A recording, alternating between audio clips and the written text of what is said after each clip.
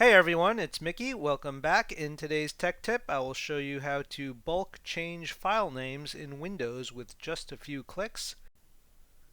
As you can see, I have a compressed zip folder of about 50 or so pictures from a recent vacation, and the numbering of the files is just not very helpful whatsoever.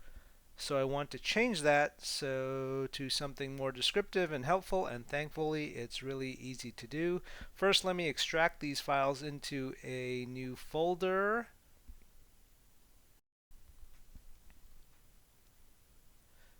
And here are the extracted files with their horrible numerical names. Again, not very helpful whatsoever. Now, if I wanted to change each file individually, you can get an idea of what a pain it would be. Just going through each one, no thank you. Instead, here's the magic sauce. We're going to hit Control A, highlighting all the file names, then right click on a file, go down, click rename, and now let's make this October vacation. Hit enter, and voila, look at that. All 50 file names have been changed to something more descriptive and changed in a snap.